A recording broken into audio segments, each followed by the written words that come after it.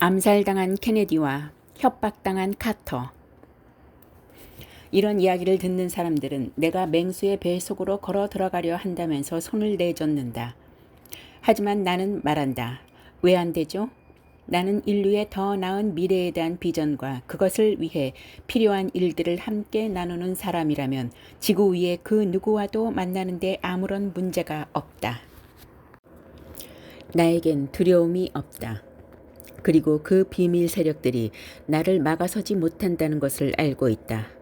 그들은 나를 매수하지 못한다. 나를 속일 수도 없다. 더구나 그들이 나를 죽인다 해도 걱정하지 않는다. 그런다고 잃을 게 무엇이겠는가? 진실 속에 머물게 되면 모든 것이 아주 단순해진다. 그리고 피해야 할 사람은 아무도 없으며 만날 필요가 있는 사람들이 모두 우리를 향해 열린다. 나는 의식의 여러 통로들을 동시에 사용할 필요가 있다는 점을 배웠다. 이것은 마치 돌고래의 행동과도 같다.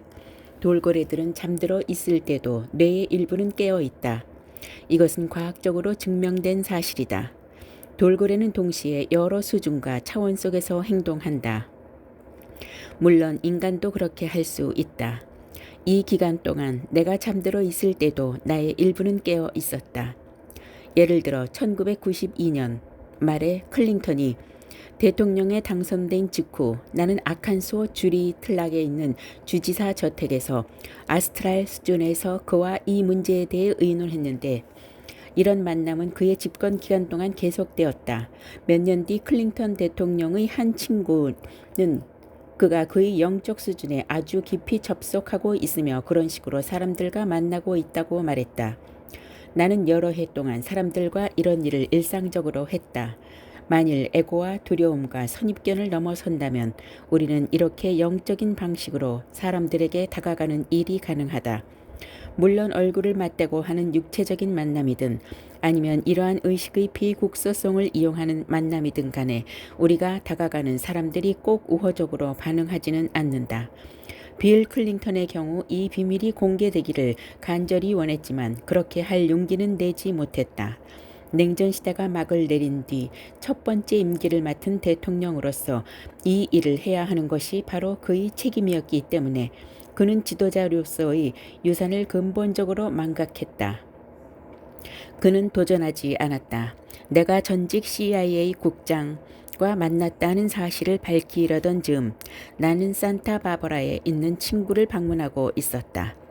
그때 뉴욕의 어느 큰 일간지의 취재에 응했는데 이 신문은 우리가 백악관과 CIA 국장에게 UFO 문제에 대해 브리핑했다는 내용의 기사를 실을 예정이었다. 그들이 이 기사를 싣기로 했던 바로 그날 린다 트립은 모니카 루인스키에 관한 이야기를 들고 나섰다. 그것은 사고나 우연의 일치가 아니었다. 이 사건은 UFO 문제를 언론의 레이더망으로부터 완전히 사라지게 만들었다. 그리고 다음 2년 동안 하루 24시간 내내 일주일 내내 그 오럴 섹스 이야기가 세상을 휘돌았다. 얼마나 터무니없는 말인가. 언론은 집중 포화를 터뜨렸다. 가장 뛰어난 체험제는 권력이다. 그리고 권력을 가진 자들은 불륜을 저지른다. 어떻게 생각하는가? 불륜을 저지른 기혼남은 가끔 거짓말을 한다. 세상에 이것으로 탄핵을 한다고? 그만 좀 하라. 총탄이 아닌 인신공격으로 빌 클린턴을 암살하려는 음모가 있었다고 말한 힐러리 클린턴이 옳았다. 그녀가 절대로 옳았다. 그리고 그것은 UFO 문제와 관련 주제들을 잠재워 버렸다. 1990년대 중반쯤 나는 미 합중국의 대통령은 UFO 문제를 다루지 않을 것이며 만일 그가 이 문제를 파헤친다면 그것으로 대통령 임기가 끝나게 되리라고 결론 내렸다. 카터 대통령이 절친한 친구를 만날 때가 이 즈음이었는데 그는 카터가 집권 2학기와 집권 초기 시절에 UFO 문제에 관한 모든 비밀들을 밝혀내려 했었다고 말해 주었다. 주지사 재임 시절 카터는 조지아에서 UFO를 목격한 적이 있었고 우리는 그의 공식적인 보고서를 갖고 있다. 그래서 카터는 당시 CIA 국장이던 조지 부시로부터 보고를 받으려 했지만 부시는 그것에 관한 정보를 제공하지 않을 것이며 다른 곳에서 알아봐야 할 거라고 했다. 나중에 카터가 이에 대해 밀어붙이자 어느 정장 차림 사내가 그를 찾아와서 말했다. 카카의 첫 임무를 무사히 마치시려면 이 UFO 문제에 대해 입 닥치고 있으셔야 할 겁니다. 당시 백악관 내부자이기도 했던 이 카터의 친구는 카터가 노골적으로 위협받았다고 말해주었다. 우리는 디스클로저 프로젝트의 일부 증인들을 포함한 서로 다른 경로들을 통해 지미 카터가 백악관이 나서서 UFO에 대해 연구하길 원했었고 또 이것을 스탠퍼드 연구소 SRI에 위탁하려고 시도했다는 사실을 알게 되었다. 그때 국방부의 비밀 프로젝트 관련자들은 SRI가 UFO에 대해 조사하라는 백악관의 요구를 진행한다면 SRI를 지원하는 모든 계약들을 철회해 버리겠다고 연구소 측에 통보했다. 그렇게 해서 그 연구 계획은 묻혀버렸다. 이 이야기는 협박당한 미 합중국 대통령과 암살당한 케네디에 관한 길고 긴 사연들 가운데 일부분일 뿐이다. 나머지 대통령들은 만일 그들이 이 문제에 손대었을 경우 협박받으면서 살아남아 그들의 임기를 마쳤다. 이 내용들은 1992년부터 지금까지 내가 알게 된 주요 사건들 중에서도 가장 어처구니 없던 일이었다. 빌 클린턴은 그렇게 할 용기를 내지 못했다. 하지만 솔직히 말해 그는 할 수도 있었다. 국민 누구라도 지도자들이 자신만이 개인적 야망이나 안위에 개의치 않고 끝까지 해보기를 기대하지 않겠는가. 하지만 대부분의 정치인들은 용감하지 않다. 우리의 지배 계층은 돈과 권력과 이기적 야심에 중독되어 있고 나약하고 줏대가 없다. 그래서 설사 그들이 이 문제들에 대해 알아낼지언정 그들에게는 지구와 인류 아니면 최소한 미국 국민을 대신해 옳은 일을 해나갈 강단과 지구력이 없다. 1994년과 1997년 사이 우리의 작업을 계속하면서 나는 세계 여러 나라의 입법기관들과 접촉하는 일이 매우 중요하다는 생각을 하게 되었다. 일개인일 뿐인 대통령이 너무 겁에 질려서 또 너무 위협에 시달려 행동하지 못한다면 그리고 그의 수뇌부가 정보에 접근하려는 시도가 거부당하고 있다면 그 다음 장소는 의회였다. 많은 백악관 고위층들이 정보에 접근할 수 없으므로 의회에서의 단 한 번의 공개 청문회만으로도 공식적으로 모든 상황을 바꿀 수 있다는 점은 명백했다. 장벽에 부딪히게 된 어느 고위직의 경우를 들어보자. 우주비행사 고든 쿠퍼는 내게 이런 이야기를 해준 적이 있다. 윌리엄 코헨 국방장관은 고든 쿠퍼의 팀이 1950년대 에드워드 공군기지에 있는 한 마른 호수에 착륙한 UFO를 촬영한 사실을 알게 되었다. 코헨은 그 정보에 접근하려 했지만 거부당했다. 코헨은 그 착륙과 촬영 날짜와 세부 사항들까지 알고 있었다. 그런데도 그 필름과 기록들에 접근하지 못했다. 그래서 우리는 상원정보위원회의 위원인 딕 브라이언 상원의원과 여러 요직의 사람들을 포함한 의회의 많은 구성원들과 만났다. 사람들과 연결해가면서 우리는 많은 핵심적인 하원 의원들과 비밀리에 만날 수 있음을 알았다. 우리는 증거를 보여주며 그들에게 요청했다. 세계의 큰 언론 매체들이 참석한 가운데 의회위원회 앞에서 이들 극비 증인들이 증언하도록 후원해 주십시오. 거의 모든 경우에서 내가 발견한 사실은 그들 모두가 알기를 원하지만 행동하기를 원하지는 않는다는 점이었다. 나는 라스베이거스 맥커린 공항에서 나를 태우러 온 골드 카프 모양의 작은 자동차를 잊지 못할 것이다. 1990년대 중반에 나는 네바다의 브라이언 상원 의원을 잠깐 만나려고 라스베이거스에 도착했다. 우리는 관리인 옷장처럼 생긴 눈에 잘 띄지도 않는 문 앞에 도착했는데 문을 열고 들어가자 아름다운 회의실이 눈에 들어왔다. 공항에서의 VIP 모임을 위해 사용되는 방이었다. 나는 방으로 안내되었고 상원 의원이 곧이어 들어왔다. 우리는 1시간 정도 함께 대화했다. 브라이언 의원이 따라온 보좌관 한 명은 소파에 앉았다. 의원과 나 그리고 나를 안내했던 사람은 회의 테이블에 앉았다. 나는 그 보좌관이 모임의 목적을 처음부터 이해하고 있으리라고는 믿지 않았다. 의원이 물었다. 지금까지 누구를 만나고 왔습니까? 내가 대답했다. CIA 국장 그리고 합동참모부 제독을 만났고 또 그때 보좌관이 무심하게 읽고 있던 종이를 떨어뜨리는 것을 보았다. 마치 누군가에게 얻어맞은 것 같았다. 브리핑이 진행되면서 브라이언 상원 의원은 이 문제들이 사실이며 지금도 진행 중이라는 점에는 의심의 여지가 없지만 이에 관한 정보들에 의해 접근은 결코 허용되지 않는다고 말했다. 상원정보위원회 고위직의 입에서 나온 말이 이랬다. 그래서 나는 말했다. 제럴드 코드 대통령이 1960년대에 했던 것처럼 이 주제에 대해 청문회를 열 수 있도록 의원님 같은 분들이 도움이 절실히 필요합니다. 깊은 관심을 보이던 의원은 이 말을 듣자마자 굉장히 방어적인 자세로 돌변했다. 좋아요. 선생은 이미 많은 사람들을 만난 것 같군요. 대통령은 왜 그렇게 하지 않는 겁니까? 대통령이 왜 하지 않으려 하는지 의원님께서도 아셔야 한다고 생각합니다. 이건 정말 어려운 문제이니까요. 하지만 난 상원 의원일 뿐입니다. 난 그저 의사일 뿐입니다. 의원님께서는 미국 헌법을 수호하겠다고 서약하지 않으셨습니까? 그리고 그 미국 헌법이 타락했고 명령 개통이 유명무실해졌고 의회도 제구실을 못하게 되었고 인류 역사를 통틀어 가장 중요한 기술들과 정보를 불안당 같은 불법 세력이 휘어잡고 있다는 증거를 지금 제가 보여드리고 있지 않습니까? 이런 게 의회가 나서서 조사해야 할 일이 아니라면 무엇이 그렇겠습니까? 그는 잠시 무표정하게 있다가 말했다.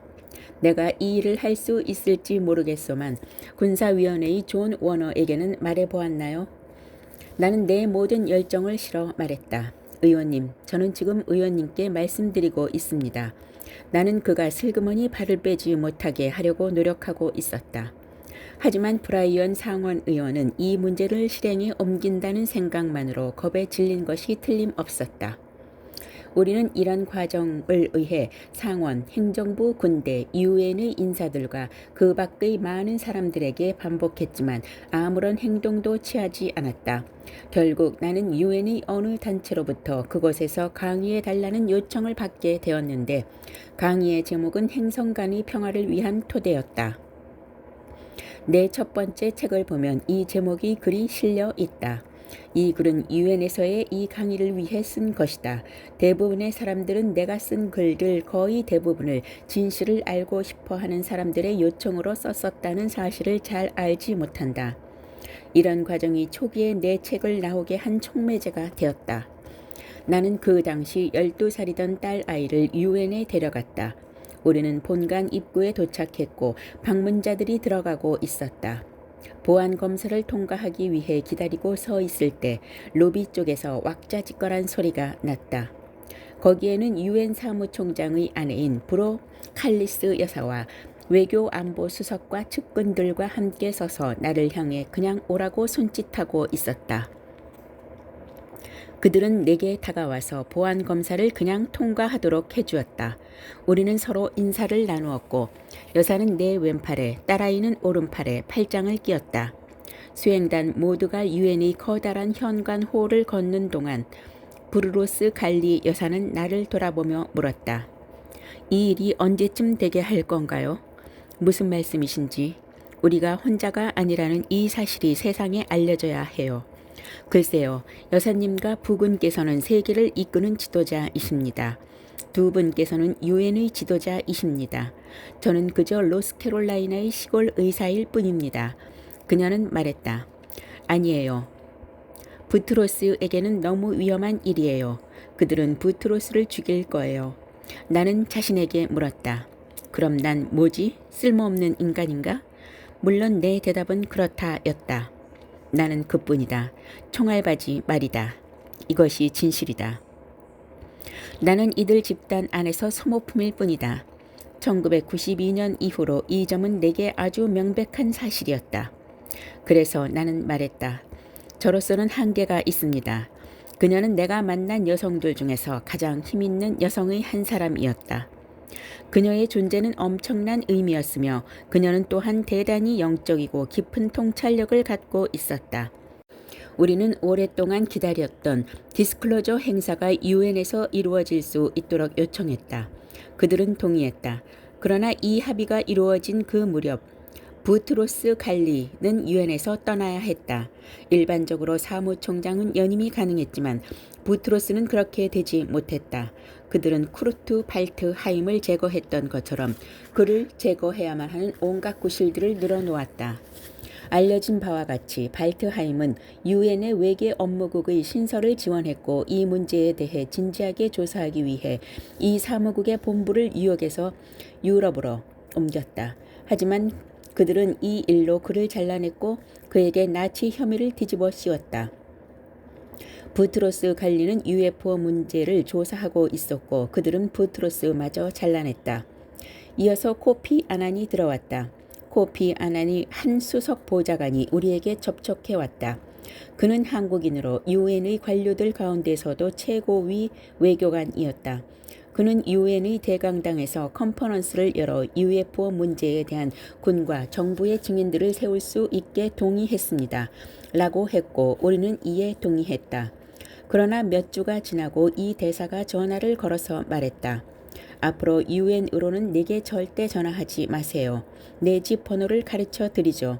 그는 한국에서 일어나는 이상한 UFO 현상들을 잘 알고 있었기 때문에 이 문제에 대해 관심을 갖게 되었었다. 나는 충격을 받아 물었다. 무슨 말씀입니까? 그가 말했다. 우리가 선생께 이 행사를 마련해 주기로 합의했다는 건 알지만 그게 불가능하게 됐습니다. 어떤 사람들이 사무총장을 찾아와서 문서들을 보여줬는데 이 일로 사무총장은 두려워서 이 일에 대해서는 아무것도 더 할 수 없음을 알게 되었습니다. 나는 이미 거의 파산지경이 된 유엔이 폐쇄될 뻔했다고 들었다. 본질적으로 이 정보 요원들과 초국가적인 악당들이 유엔의 지도자를 협박하고 잔뜩 겁을 준 것이었다. 내 인생의 대부분은 놀라울 경험들로 가득했다. 하지만 그림자 정부에 대해서만은 무척 혼란스러웠다. 너무 혼란스러운 나머지 가끔은 누구라도 속 시원히 다 털어놓지 않으면 견딜 수가 없었다. 한 번은 이런 일도 있었다. 나는 캘리포니아주 세크라멘토 근처의 어느 공군 기지와 관련된 여러 명의 정보원들을 만나고 있었다. 그 모임으로 나는 지쳐서 이런 생각이 들었다. 좋아, 좋다고. 그냥 어디 가서 한잔하면서 조용히 있고 싶어. 어느 바에서 한 남자가 내 옆에 앉더니 말을 걸기 시작했다. 나는 이야기할 기분이 아니었지만 그는 이야기하고 싶어 했다. 여기 어떻게 오셨어요?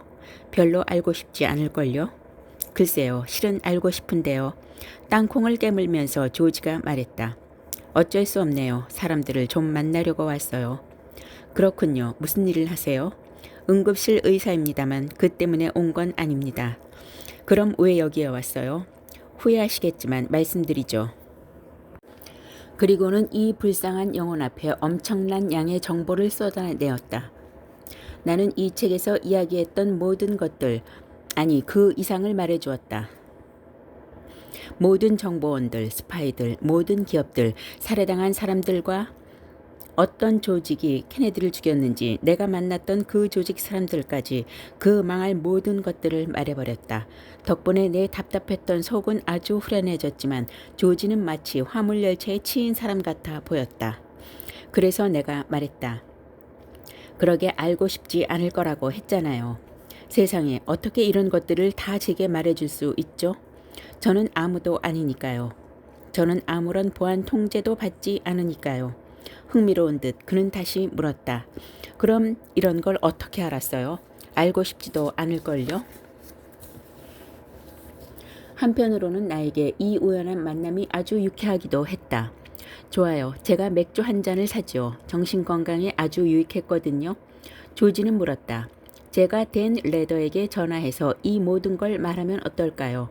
CBS의 그 얼빠진 한 통속이 이걸 내보내리라 생각하는 겁니까? 행운을 빕니다. 몇 년 전 60분의 마이크 윌러스가 이 문제에 대한 확실한 증거를 입수했었죠. 타임라이프의 이사이자 저명한 저널리스트였던 밥 슈왈츠가 마이크 윌러스와 친한 사이였는데 윌러스에게 MJ 12의 원본 문서를 갖다 준 것이죠. 윌러스는 이것을 공개해야겠다고 맹세했는데 결국 못하고 말았어요. 그는 그 일을 위해 썩어빠진 CBS를 그만둘 용기가 없었던 거죠. 그렇다면 이것을 밝히려면 누구에게 가면 될까요? 우리에게 마치 자유로운 언론이 있는 것처럼 말하는군요. 우리에겐 없어요. 그것도 수십 년 동안 하나도 없었어요. 1994년 봄과 여름, 나는 UFO와 관련된 해외 공작에 참여하고 있던 몇몇 사람들과 접촉하기 시작했다. 그들 가운데 한 사람이 SA 황태자였다. 그의 한 친구도 우리가 하는 일에 관심을 가지고 있고 무척 호의적이었는데 내가 황태자를 만나보기를 제안했고 우리 모두가 만나야 한다고 말했다.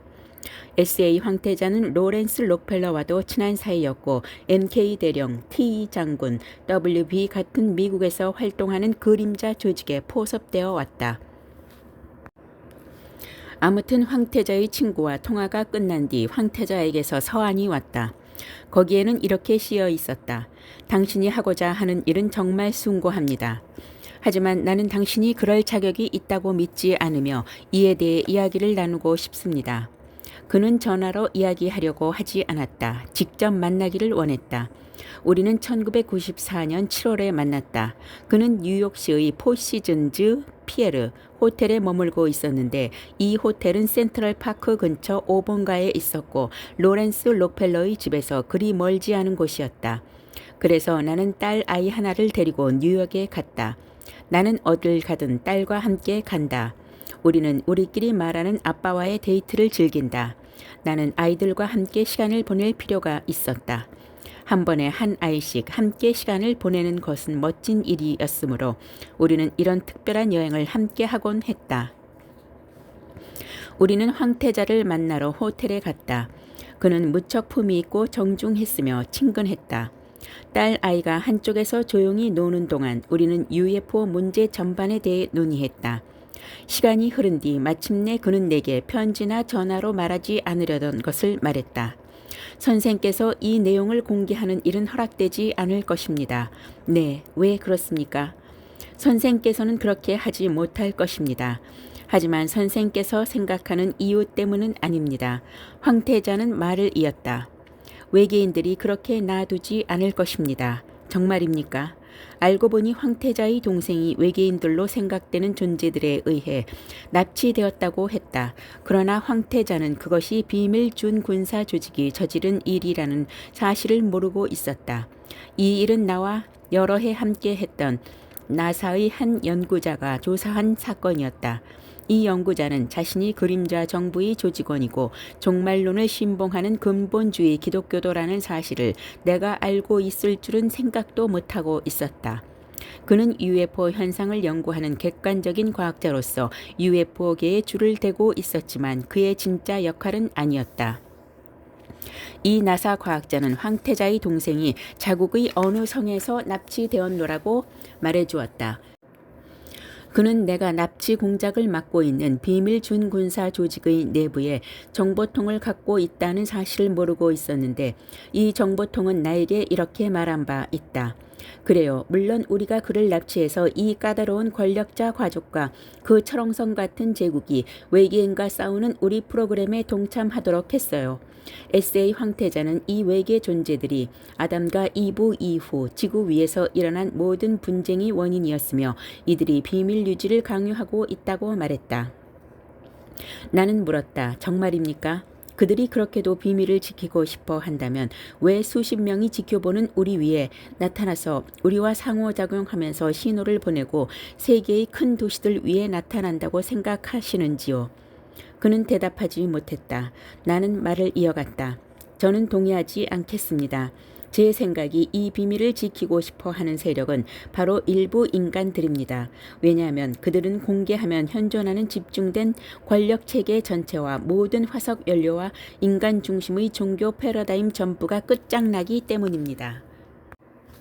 우리는 솔직하지만 정중하게 서로의 생각을 나누었고 결국 그의 생각에 동의하지 않는다는 데에 동의했다.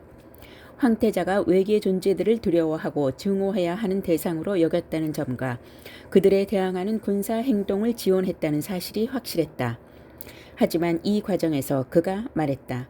부시 대통령도 이 비밀이 공개되기를 원했습니다. 냉전이 끝날 무렵 고르바초프 부시 대통령, 페레스 데 케아르 유엔 사무총장을 포함하여 내가 참여하고 있던 모임이 이 정보들을 대중에게 공개하는 계획을 세우기 위해 만났습니다. 이것이 1989년의 일이었다. 그는 말을 이었다. 어느 날 밤 뉴욕에서 외계 존재들에 대한 발표를 실행할 계획을 짜고 밤늦게 돌아가던 페러스의 차량 행렬을 갑자기 나타난 UFO가 막아섰고 그를 리무진으로 납치했다. 그들은 사무총장을 비행선에 태우고는 외계인들이 존재를 공개하려는 계획을 멈추지 않으면 미국 대통령을 포함한 이 일에 관련된 모든 세계 지도자들을 납치해서 지구 밖으로 데려갈 것이며 이 계획을 저지할 거라고 그에게 말했습니다. 이 일은 납치 사건 연구자들 사이에서 세계적인 큰 인물과 이를 목격한 민간인이 납치된 사건으로 회자되는 유명한 사례이다. 내가 이러한 납치를 자행하는 외계 복제 비행선과 향정신성 모계 시스템을 운영하는 조직 내부의 사람들을 알고 있다는 사실을 그들은 알지 못한다. 실은 로즈웰에 있던 그 악명 높은 빨강머리 하사관의 동료가 그곳에서 이 사건을 조종하고 있었다. 그는 사무총장의 경호 조직에 심어져서 사무총장의 차량 행렬이 지나간 곳에 전자장치를 설치했고 그 늦은 밤 유엔 사무총장의 가짜 유괴가 일어나는 일이 가능했다. 이들의 활동 목표는 고르바초프를 포함한 세계의 지도층 엘리층들이 진실을 세상에 알리려는 시도 일체를 차단하는 데 있었다. 에세이 황태자는 자신의 형제가 납치된 것이 외계인들이 지시라고 생각했던 것처럼 이 사건도 정말로 외계인에 의한 납치였다고 생각하고 있었다. 그는 이런 납치 사건들이 UFO처럼 보이는 물체의 외계인으로 보이는 승무원들을 이용한 인간에 의한 준군사 작전이라는 사실을 몰랐다. 이것을 그들은 스테이지 크래프트라고 부르는데 나는 작전에 대해 기술한 문서를 갖고 있다. 이 문서는 외계인에 의한 유괴 시뮬레이션에 관여하는 사설기관의 하나로부터 입수한 것이다. 그들은 외계 존재들에 대한 증오심을 유발하여 스타워즈를 지원하도록 지도자들을 납치하는 데까지 관여하고 있다. 이 또한 지도자들이 정보를 공개하려는 노력을 멈추도록 종용하는 것이다. 공포스러운 아스트랄체의 공격. 황태자가 나에게 좌절된 노력에 대해 말했을 때 나는 이 그림자 정부가 얼마나 심각하고 광적이며 사악한지를 알게 되었다. 너무나도 권력에 취해 있어서 그들은 이 비밀을 지키기 위해서라면 그 어떤 일이라도 하려고 한다. 나는 황태자에게 우리가 외계 존재들과 공개적으로 접촉했고 우리의 정보는 그가 말한 것과는 정반대이기 때문에 그도 허위 정보의 희생자였음을 확신한다고 말했다. 우리는 CEO 접촉에 대해 격이 없는 대화를 나눴고 그는 세티에 대한 관심을 표명했다. 이어서 그는 대단히 통찰력 있는 말을 했다. 나는 UFO가 보고되고 있는 세계 도처의 장소를 가보았습니다. 그들은 내가 도착하기 전에 나타났다가 내가 떠나고 나면 다시 나타납니다. 하지만 그곳에 있는 동안은 나타나지 않습니다. 그게 아마도 내 태도 때문이 아닐까 생각합니다. 죄송하지만 전하, 내가 말했다. 정확히 아셨습니다. 저희는 선입견 없는 열린 마음으로 그리고 전적으로 순수한 방법으로 그들을 대하려고 하면 그곳에 나타난다는 사실을 알게 되었습니다. 그리고 그들을 소통하려 할 것입니다. 당연히 이 만남을 틈타 그 비밀 집단은 매시간 우리를 감시하고 있었다. 그날 밤 딸 아리와 나는 센트럴파크 남쪽에 있는 생모리츠 호텔로 돌아왔다. 곧바로 잠에 골아떨어졌던 나는 몇 시간이 지나 잠에서 깨어났다. 나는 팔을 들어 올릴 수가 없었다. 움직일 수조차 없었다. 내 몸은 완전히 마비된 상태였다. 나는 무슨 일이 일어나고 있는지를 알아챘다. 바로 전자무기에 맞은 것이다. 그것은 침대 위쪽 창문을 지나 들어오고 있었다. 내 생애 최악의 공포스러운 느낌이었다. 그들이 내 육체로부터 아스트랄체를 뽑아내려 하고 있었다. 그림자 정부는 그들이 협상을 원하며 나를 납치할 준비가 되어 있음을 보여주고 있었다. 그들은 황태자가 그랬듯이 내가 외계인들을 증오하고 두려워하도록 설득하고 있었던 것이다. 그들은 내가 외계인들을 사악하며 그들이 사탄의 세력이라는 것, 그리고 우리는 그들에 맞서 성전을 버려야 한다는 믿음을 갖길 원했다. 그들은 본때를 보여줌으로써 나를 설득하려 하고 있었다. 그러나 나는 이것이 사람이 하는 짓임을 알았다. 내가 할 수 있는 유일한 일은 신에게로 향하는 것이었다. 나는 신의 옷자락을 붙들었다. 초월의식과 신의식 상태로 들어갔고 그렇게 하자 나의 개발성은 무한함 속으로 사라졌다. 그러자 이 폭력적인 집단은 나를 더 이상 붙잡을 수 없었다. 무한한 경계에 들어가자 이 무기 시스템은 더 이상 나를 붙잡고 있지 못했다. 거기에는 나가 없다. 무슨 말인지 이해가 가는가? 너 자신을 잊어라. 그리고 물 위를 걸어라. 무가 되면 모든 곳에 있게 된다. 나는 이 시스템의 표적이 되고 있는 사람들에게 이렇게 말했다. 그들을 피할 수 있는 유일한 방법은 초자아의 힘을 이해하고 여러분의 개별성이라는 물방울이 무한함의 바다로 스며들어가게 하는 것입니다. 하지만 내가 나의 개별성과 의식으로 돌아오자마자 공격은 다시 시작되었다. 그것은 내가 경험한 일들 가운데 최악의 것이었다. 그들은 분명 나의 개별성을 붙잡고 나의 아스트랄체를 분리하고 그들의 납치 공작으로 끄집어들이고 있었다. 여기서 만일 아스트랄체의 외상을 입으면 그 상처가 몸에 나타난다는 점을 기억하기 바란다. 많은 사람들은 이것을 이해하지 못하고 있다. 이러한 납치 공작이 대부분은 육체로부터 아스트랄체를 뽑아내는 기술을 사용하여 이루어진다. NSA의 검은 조직에 의해 운영되는 자수정 프로젝트에서는 아스트랄체와 육체를 연결하는 혼줄을 잘라서 사람들을 죽였다. 나는 이 프로그램을 운영했던 사람을 알고 있다. 이 일은 어떤 의미에서는 내게 주어진 하나의 선물이었다. 왜냐하면 이 일로 그들의 속셈이 드러났고 그들이 UN 사무총장과 SA 황태자의 동생에게 무슨 짓을 했는지를 정확히 보여주었기 때문이다. 나는 그때 원격 투시로 그 전자빔을 따라가 시설에서 그것을 조작하고 있는 사람들을 보았다. 여러분에게 무엇이 공격해 온다 해도 고요하게 있으면서 이 초월의식의 상태에 집중하면 여러분은 공격의 원천을 추적해서 밝혀낼 수 있다. 따라서 그들이 나를 조준할 때마다 나도 그렇게 했다. 그렇게 해서 그들이 하는 짓을 보았다. 사실 이런 일이 일어나는 동안에 나의 능력을 조절해야 하는 것은 내가 해야 했던 일 가운데 가장 어려웠던 사실을 인정해야겠다.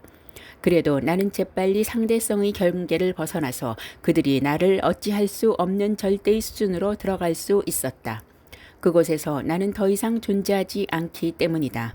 고맙게도 내 딸에게는 무사했고 아무것도 알지 못했다. 이것이 우리의 작은 뉴욕 여행이었다. 나는 전직 미국 대통령 한 명이 포함된 이 비밀 그림자 집단의 중간 계층 조직원들이 일부는 1980년대 후반에 이 정보가 공개되기를 학수고대하고 있었다는 사실을 독자적으로 확인했다. 하지만 그들을 능가하는 또 다른 집단이 있었고 이 거대한 통제 집단 내에서 한 일파를 이루고 있다. 이 조직은 납치 기술을 갖고 있고 스칼라 향정신성 무기와 전자심응 무기 시스템을 갖고 있다. 그들은 UFO처럼 보이면서 새로운 에너지와 반중력 추진 시스템으로 작동하는 외계 복제 비행선도 가지고 있다. 이 조직은 공식적으로 비밀이 공개되지 못하도록 억제하는데 이 첨단 기술들을 사용한다. 여기에는 세계의 지도자들을 위협하고 UN 사무총장 같은 지도자를 납치하는 일까지도 포함된다. 뉴욕에서 가짜 납치 경험을 한 뒤 나는 1990년에서 1991년 사이에 꿨던 자각몽을 기억해냈다. 그 꿈속에서 나는 메인주의 커네벙크 포트 위에 떠 있으면서 정말이지 혼란스러운 장면을 보았다. 나는 거기서 어느 시설에 있는 미국 대통령 조지 부시를 보았다. 하늘에는 UFO처럼 생긴 물체들이 있었지만 실제로는 준군사적인 불법 집단에 의해 조종되는 것들이었다. 그들은 시설 주위와 바다 위를 날아다니면서 미국 대통령을 위협하고 있었다. 비밀정보부와 조지 부시는 이들 때문에 몹시 우려하고 있었다. 이 광경을 보았던 당시 그것은 내게 말이 안 되는 상황이었다. 하지만 황태자와 만나서 페레스 데 케아르의 납치에 대해 듣게 된 나는 이런 일을 하는 사람들이 누구인지 그리고 왜 그러는지를 이해하게 되었다. 나는 또 냉전이 끝났을 때 이 정보들을 대중에게 알리기 위한 진지한 시도가 있었으며 조직 속에 조직이 있고 그 조직 속에 또 다른 조직이 있는 이 악랄하고 폭력적이며 매우 위험한 범죄 집단이 그 일을 막았다는 사실도 알게 되었다. 그때가 1989년 후반이었다. 그리고 내가 잊고 있던 일을 다시 시작하세요 라는 말을 들었던 때가 1990년 1월이었다. 그렇다 할지라도 이 불법 집단에게 나는 하찮은 사람일 뿐이고 내게는 아무런 현실적인 힘이나 공식 지위도 없었다. 관료 집단은 이상스럽게도 딱 멈춰 서 버렸기 때문에 나는 어떻게든 도와달라고 요청을 받고 있었다. 닥터 테스라 오블리오는 죽음에 대한 학문인 사망학 박사인 MK 대령 같은 사람들은 납치와 마인드 컨트롤과 이런 부류의 공격과 관련된 향정신성 무기와 하이테크 전자 시스템의 달인들이다. 따라서 우리 지도자들이 봉착해 있는 사실은 그들이 해골단 구성원이든 전직 CIA 국장이든과는 상관없이 일단 선 밖으로 나가려 한다면 이 집단과 맞닥뜨리게 된다는 것이다. 이 내부의 음모 집단은 최악의 시나리오가 펼쳐질 때까지 이 주제를 꽁꽁 묶어 놓으려 한다. 그들의 목표는 지구 위의 60억 인구 가운데 적어도 40억에서 50억을 제거해버리는 것이다. 1994년 뉴욕에서 황태자와 만나고 돌아온 뒤 나는 그림자 정부의 소름 끼치는 힘을 경험했다. 매일 집 침실에서 자고 있던 새벽 4시 20분이면 거의 가정수치 이하의 째깍 소리와 함께 나는 전자무기에 맞았다. 그러면 끔찍한 고통으로 깨어 일어나 메스꺼움, 구토, 설사, 발한 증상을 보았다. 혈압이 거의 없어져서 욕실 바닥은 땀으로 흥건했고 침실 바닥에 쓰러져서 거의 죽을 지경이 되곤 했다. 이 공작은 매일매일 계속되었다. 소름 끼치는 일이었다. 이 상황은 10분에서 15분 동안만 지속되었다. 이 범죄 집단이 내가 하는 일을 멈추게 하려 했다는 것을 알고 있지만 나는 멈추지 않았다. 이 기간 동안에 어느 날 밤 나는 잠을 청하다가 느닷없이 전자통제실이 이 집단과 함께 있는 어떤 사람을 보게 되었다. 서부의 어느 지하시설에 있는 향정신성 전자장치와 전자심령 감응, 하이테크 장치들도 보였다. 나는 이 지하 무기시설로 들어가는 입구 밖에 서 있는 이 일을 진행하는 사람을 똑똑히 보았다. 그는 코스튬과 은발을 가진 중년의 남자였다. 나는 그의 외모를 정확히 알고 있다. 그가 나를 담당하고 있었다. 이 시설의 내부에는 나를 공격하는 시스템을 작동하는 장기판의 졸과 같은 젊은 군인 몇 명이 있었다. 나는 그들을 보고 신을 향해 말했다. 신이시여 저들을 용서하소서. 그리고 그들에게 축복을 보냈다. 나는 그들을 아주 뚜렷하게 보았고 나를 보고 있는 그들을 보았다. 그들의 눈에는 수치심이 역력했다.